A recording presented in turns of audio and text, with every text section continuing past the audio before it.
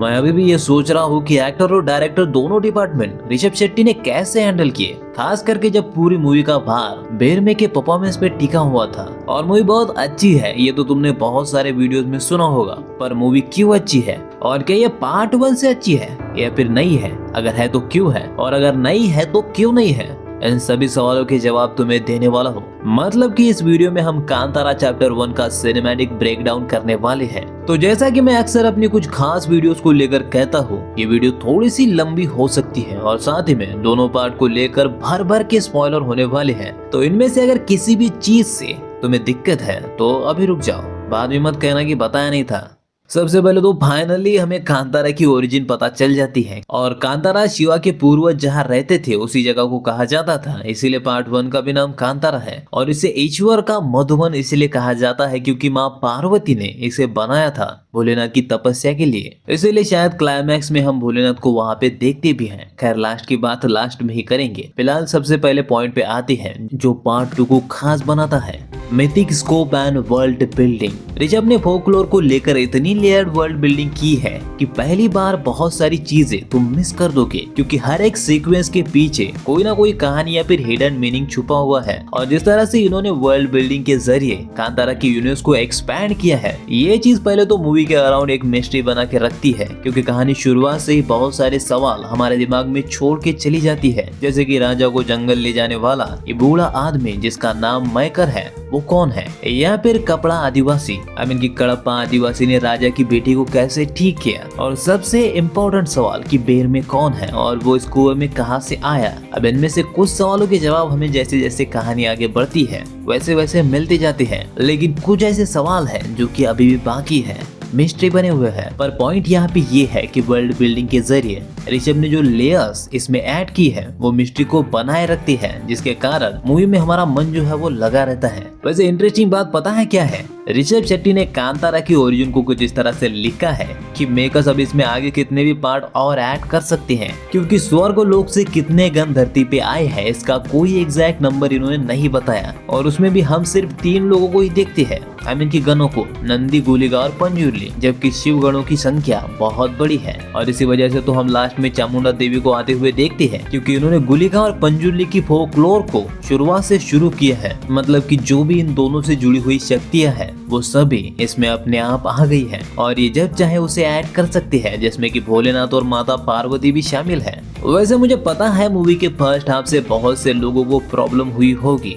किसी को वो थोड़ा स्लो फील होगा और किसी को कॉमेडी ज्यादा लगी होगी। पर अगर पूरी फिल्म के हिसाब से देखने जाओगे तो फर्स्ट हाफ को जानबूझ के थोड़ा लाइट रखा गया था ताकि सेकंड हाफ में जो सीरियस सीन्स आने वाले थे उनका वजन अपने आप बढ़ जाए। मुझे याद है जब मैं इंटरवल के बाद थिएटर से बाहर आया तो एक आदमी मुझे बोल रहा था कि ये पहले पार्ट से थोड़ा सा फीका लग रहा है, लेकिन जैसे ही सेकंड हाफ शुरू हुआ सबके ख्याल बदल गए। क्योंकि मेरे बदल गए थे इसलिए मुझे लगा कि थिएटर के बाकी सबके भी बदल गए होंगे। खैर इसे तुम तूफान से पहले की खामोशी समझ सकते हो, जैसे कि बाहुबली 2 में देवसेना के राज्य को बचाने वाला ग्रैंड एक्शन सीक्वेंस जो था उससे पहले हमें कॉमेडी दिखा के माहौल को हल्का फुल्का रखा जाता है, ये बिल्कुल वैसा ही है। अब इसे सिनेमा की भाषा में कॉमनली कॉमिक रिलीफ कहते हैं। वैसे तो इसके बहुत सारे नाम हैं, लेकिन ये ज्यादा कॉमन है तो मैंने बता दिया। और जिनको भी कॉमेडी थोड़ी ज्यादा लगी हो वो अब जरा ध्यान से सुनो, क्योंकि इसके बाद जब भी तुम कांतारा दोबारा देखोगे तो तुम्हारा पर्सपेक्टिव शायद बदल जाएगा।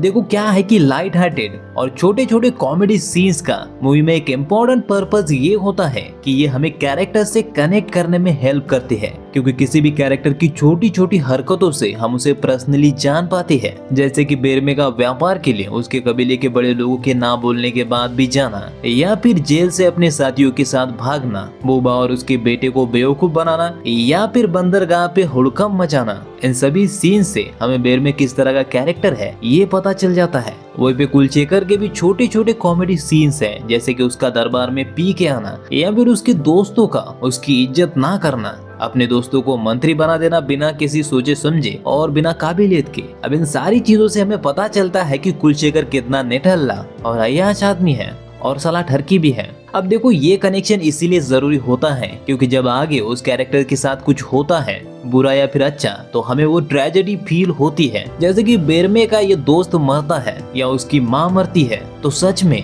हमें भी बुरा लगता है। एक इम्पोर्टेंट कारण ये भी होता है कि जब सारे टाइम मूवी एकदम सीरियस टोन पकड़ के चलती है तो बहुत बार ऑडियंस इमोशनली नम हो जाती है, यानी कि उनकी फीलिंग्स सुन्न पड़ जाती है और फिर आगे आने वाले सीन्स पॉसिबल हमें उस लेवल पे फील नहीं होते जितने की होने चाहिए। यूँ समझ लो कि एक तरह का फटीग पैदा हो जाता है और इसी से बचने के लिए ये लाइट हार्टेड वाले कॉमेडी जोक्स और सीन्स डाले जाते हैं और इसके बहुत सारे एग्जांपल हमें मिल जाएंगे। जैसे कि एवेंजर्स इन्फिनिटी वॉर में थैनोस के वकांडा इन्वेजन से पहले भी हमें वैसे ही कॉमेडी सीन दिखाए जाते हैं जहां ब्रूस की हल्क के साथ अलग ही स्ट्रगल चल रही होती है जिसे देखने में बड़ा मजा आता है। वहीं पे श्यूरी भी ब्रूस के काफी मजे लेती है।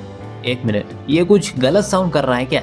लेकिन तुम समझ गए ना, फिर ठीक है। खैर ये बस एक एग्जांपल है, अगर हम एग्जांपल लेने जाएं तो ऐसे बहुत सारी मूवीज मिल जाएंगी जैसे कि Jurassic park, Titanic, dark night, इनके जैसी बड़ी और सुपर हिट फिल्मों में भी इसका यूज हुआ है। और अगर तुम कांतारा चैप्टर 1 को ध्यान से देखोगे तो ऋषभ ने हर सीरियस सीक्वेंस से पहले कॉमिक रिलीफ का यूज किया है। जैसे कि जंगल में कुलचेकर के सैनिकों को मारने से पहले ही अच्छी खासी कॉमेडी होती है, जंगल में शेर के आने से पहले और कडप्पा आदिवासी से लड़ने से पहले भी हॉरर कॉमेडी वाला मोमेंट क्रिएट किया जाता है जहाँ पे कुछ लोगों की फटी होती है लेकिन उनके फटी हुई सिचुएशन से ही कॉमेडी क्रिएट की जाती है। तो हाँ, बेसिकली मैं यही कहना चाहता हूँ कि ये सोच समझ के बड़े ही स्मार्टली मूवी में डाली गई चीज है ताकि कुछ बड़ा होने से पहले ऑडियंस इमोशनली रीसेट हो जाए। वैसे मैं तुम्हें बताना चाहूंगा कि इसी टेक्निक का यूज पार्ट 1 में भी अच्छे से हुआ था। अब वैसे तो पार्ट 1 की पूरी टेम्पलेट ही यहाँ पे यूज की गई है पर उस पे हम आगे बात करेंगे। लेकिन मुझे लगता है कि अब तुम समझ गए कि जो मैं समझाना चाहता हूँ कि कॉमेडी फिल्म के माइनस नहीं बल्कि प्लस पॉइंट में आती है। हाँ, ये माइनस पॉइंट भी हो सकती है जहाँ पे कॉमेडी या जोक सही से लैंड नहीं हो पाते और क्रिंज बन जाते हैं, या फिर आप उसे मूवी में इतना ज्यादा घुसेड़ देते हो कि मूवी अपनी सीरियस टोन खो देती है। वैसे कांतारा के दोनों पार्ट में डायरेक्टर के राइटिंग का जो अहम हिस्सा रहा है वो है हिडन एंटागोनिस्ट टेक्निक, यानी कि छुपा हुआ विलन, जहाँ पे पूरे मूवी में जिसे हम विलन समझते हैं वो विलन नहीं होता और जिसे हम देव मानो समझते हैं वो साला शैतान निकलता है। पार्ट 1 में वो देवेंद्र था और पार्ट 2 में मेरी फेवरेट कनकवती, मैं सच बोल रहा हूँ, उसकी गद्दारी ने बेरमे से ज्यादा मेरा दिल तोड़ा था। लेकिन यही तो डायरेक्टर चाहते थे। अब देखो, तुम मानो या ना मानो पर हिडन एंटागोनिस्ट वाली टेक्निक मूवी के सबसे स्ट्रॉन्ग पॉइंट में से एक है। क्या है कि कांतारा की खासियत ही ये रही है कि इसके क्लाइमैक्स मूवी की जान होते हैं, क्योंकि कहानी को शुरुआत से ही स्लोली बिल्ड करते हुए लाया जाता है और उसका पे ऑफ हमें लास्ट में मिलता है। और अगर क्लाइमैक्स में थोड़ी सी गलती हुई तो पूरी मूवी कोलैप्स कर सकती है, क्योंकि इसका पूरा भार क्लाइमैक्स पे ही होता है। इसीलिए ऋषभ शेट्टी का इतना ज्यादा एफर्ट हमें क्लाइमैक्स में देखने को मिलता है। लेकिन एंडिंग को इतना अच्छा बनाने के पीछे सबसे बड़ा कारण विलन को छुपा के रखना भी होता है। हाँ, बेशक क्लाइमैक्स में ऋषभ शेट्टी का गोलीगा बन के जो परफॉर्मेंस होता है उसको ज्यादा क्रेडिट मिलेंगे ही, पर देखो विलन को शॉकिंगली लास्ट में रिवील करके जो शॉक हमें दिया जाता है उसका भी इसको फील करवाने में काफी बड़ा हाथ होता है। और ये चीज कई मायनों में वर्क करती है, खास करके डिटेक्टिव मर्डर मिस्ट्री फिल्मों में जहाँ क्राइम चलता रहता है और विलन कौन होगा इसको लास्ट तक ऑडियंस पे छोड़ा जाता है। अब इसकी वजह से ऑडियंस का दिमाग खुद सबकॉन्शियसली डिटेक्टिव बन के सारी बिखरी कड़ियों को जोड़ के ये ढूंढने की कोशिश करता रहता है कि विलन कौन हो सकता है। ऐसे में तुम्हें ऑडियंस को आइटम सॉन्ग्स या फिर larger than life action sequence दिखा के एंगेज करने की जरूरत भी नहीं पड़ती, वो पहले से ही स्टोरी से अटैच हो चुके होती है। और इसलिए मर्डर मिस्ट्रीज इतनी एंगेजिंग होती है और हमें इतनी अच्छी लगती है क्योंकि हम पूरी तरह से उसमें घुस चुके होते हैं। हम लास्ट तक ये ढूंढने में इतने मशरूफ होते हैं कि कातिल कौन होने वाला है कि हमें समय का पता ही नहीं चलता। अब इसके बेस्ट एग्जांपल हाल ही में साउथ में आई मूवी 11 या फिर हॉलीवुड कल्ट क्लासिक 7 है। पर कांतारा का केस थोड़ा सा अलग है क्योंकि यहाँ हमको विलन ढूंढना नहीं पड़ता, बल्कि कुलशेखर के रूप में वो पहले से हमारे सामने होता है, एक ऐसा छलावा जिसको हम सच मान लेते हैं। और देखो, मेरे हिसाब से ऐसा करना जरूरी भी था क्योंकि ये कोई मर्डर मिस्ट्री नहीं थी। मर्डर मिस्ट्री में क्या है कि सस्पेंस जो है वो एक्शन या फिर लार्जर देन लाइफ सीक्वेंसेस से ज्यादा मैटर करता है। लेकिन यहाँ पे वही सेम चीज वर्क नहीं करती, इसलिए डायरेक्टर ने मूवी की थीम को देखते हुए यहाँ पपेट विलन का यूज किया है, जिसकी वजह से मूवी के लास्ट तक हमें ये लगता है कि हमने मूवी को प्रेडिक्ट कर लिया है। जब कुलशेखर अपने बाप को बेहोश करके कांतारा को जलाने जाता है तो हमें ऐसा लगता है कि मैंने सब कुछ प्रेडिक्ट कर लिया और कुलशेखर ही मेन विलन है जो फाइनली अपने हरामीपन पे उतर आया है। और यही नहीं बल्कि उसके साथ कहीं ना कहीं ये भी फील होता है कि ऋषभ शेट्टी ने पार्ट 1 की थीम को यहाँ पे चेप दिया है, जहाँ पे पार्ट 1 में लास्ट में साहब गांव को जलाने आता है और फिर शिवा के अंदर गोली का दैव आके साहब का खात्मा करती है।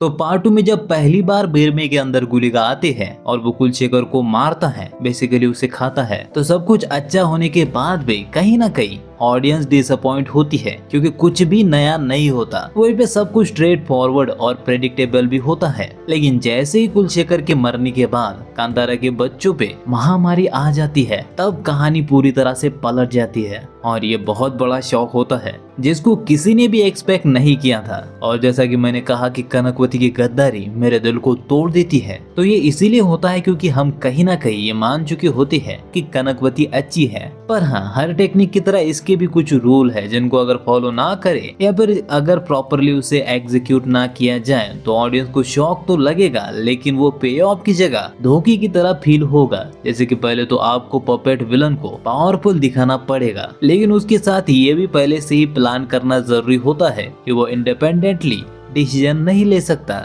या फिर उसका जो गोल है वो उसका नहीं किसी और का है। एग्जाम्पल के लिए कुलशेखर राजा बनने के बाद पावरफुल तो होता है, पर शुरुआत में ही ये हिंट दिए जाते हैं कि सारी पावर्स अब भी उसके बाप के हाथ में है, यहाँ तक कि खजाना भी उसके बहन के हाथ में होता है। और आखिर में हमें ये भी क्लियर किया जाता है कि कांतारा को जलाने का मकसद भी उसका नहीं होता, उसे कनकवती ही भड़काती है। यहाँ तक कि अगर डीपली कुलशेखर के मकसद को या फिर मोटिव को देखने जाओगे तो उसे कभी ईश्वर का सुंदर वन चाहिए भी नहीं था, वो तो दारू पी के और अय्याशी करके ही खुश था। अब ये छोटी छोटी डिटेल जो पहले से ही डाली गई थी, ये हमें शुरुआत में या फिर पहली बार देखने में तो अजीब लगती है, जैसे कि कनकवती का अचानक से बेरमे से लगाव या फिर राजा का बेरमे और उसके साथियों को पकड़ने के बाद भी जिंदा छोड़ देना, या फिर विलन का इतना वीक होना, मतलब कि पावरफुल होके भी इतना गंजेड़ी होना और उसका गंजेड़ी नशेड़ी होके भी उसके बाप का उसे कुछ न कहना। अगर तुम कई सारे सीन्स में देखोगे तो कुलशेखर शराब पी के ही दरबार में आता है, यह फिर दरबार में ही शराब पीता है, लेकिन उसकी बहन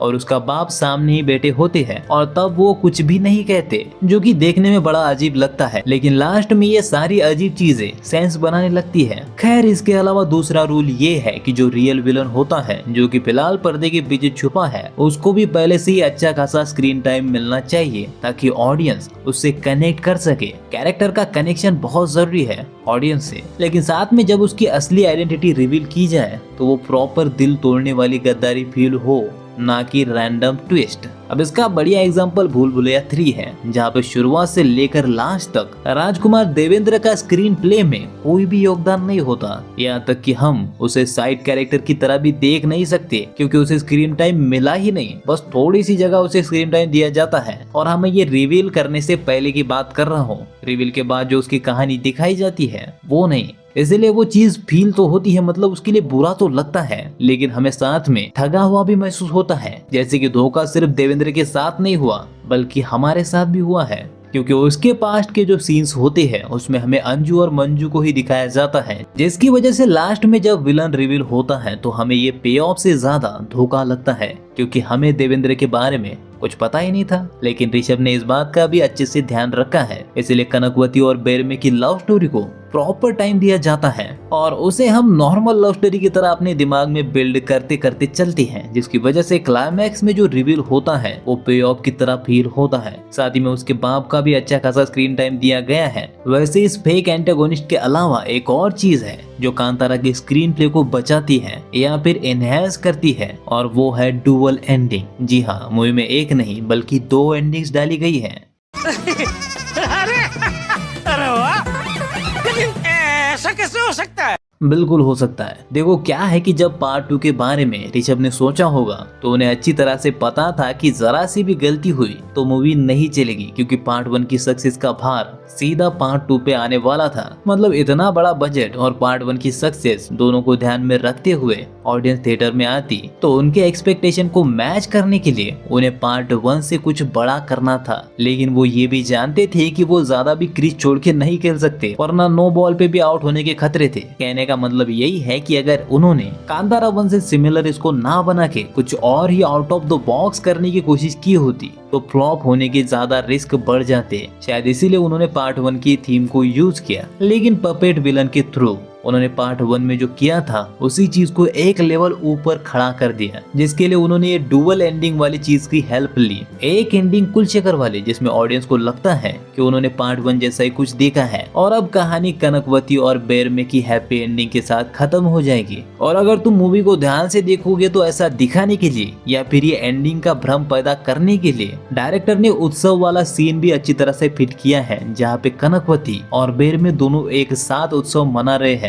और अब तुम वहाँ पे जाके जरा सोच के देखो कि ऐसा किसके ही दिमाग में आता कि जो दोनों एक साथ नाच रहे हैं, जिनके लव स्टोरी हम पास्ट में देख चुके हैं, वो दोनों जानी दुश्मन निकलेंगे। इसलिए जब लास्ट में इन दोनों की दुश्मनी रिवील होती है तो हमें इतना बड़ा झटका लगता है, जो कि स्पेसिफिकली ऑडियंस की आसमान को छू रही एक्सपेक्टेशन को टच करने के लिए ही मूवी में रखा गया था, या फिर यूँ कह लो कि ऑडियंस की एक्सपेक्टेशन को ही एज अ वेपन यूज किया गया है। क्योंकि मैं जानता हूँ अंदर से सभी को ऐसा लग रहा था कि जो सीक्वल आने वाला है वो भी पार्ट 1 जैसा ही होगा, क्योंकि आजकल वही होता है, पार्ट 1 हिट हो गया तो पार्ट 2 भी उसकी तरह ही निकलता है। और इसी चीज का या फिर एक्सपेक्टेशन का ऋषभ ने फायदा उठाया, जहाँ पे ऑडियंस फेक एंडिंग के बाद रिलैक्स हो जाती है, तभी सडनली सेकेंड एंडिंग में जो भी देखने को मिलता है उसका असर 2 गुना हो जाता है। ऋषभ भी अच्छी तरह से जानते थे कि अगर उन्होंने गुलिका वाला सीन ऑडियंस को बिना घुमाए दिखा दिया तो वो कितना भी अच्छा हो उसका इम्पैक्ट उतना नहीं होगा जितना कि पार्ट 1 वाले का हुआ था, क्योंकि सब कुछ हम पार्ट 1 में ही पहले से ही देख चुके थे। हालांकि इस टेक्निक को भी यूज करना आसान काम नहीं था, जरा सी गलती पे पूरी मूवी बिगड़ सकती थी।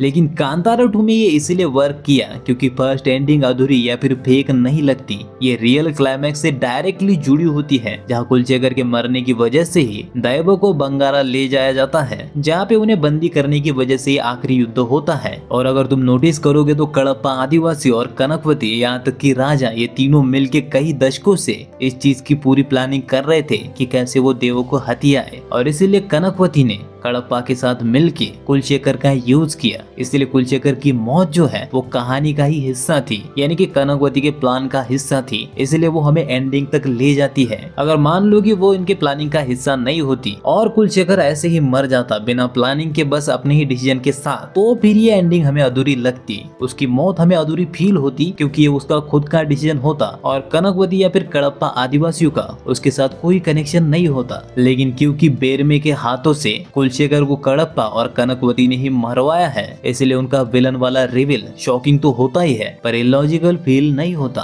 क्योंकि कहानी में उन्हें मिस्टीरियस बनाने के साथ साथ वो विलन होने वाले हैं इसके हिंट भी पहले से ही अच्छी तरह से छोड़े गए थे। जैसे कि शुरुआत में हमें कनकवती और कडप्पा आदिवासियों का कनेक्शन दिखाया गया था, वहीं पे कडप्पा और कांतारा वाले भी जुड़े हुए हैं, ये भी हमें पहले ही दिखाया गया था। अब अगर तुम्हें कांतारा से हट के किसी और मूवी का एग्जाम्पल चाहिए तो इसके बहुत सारे एग्जाम्पल मिल जाएंगे, जैसे कि अंधाधुंध एक अच्छा एग्जाम्पल हो सकता है।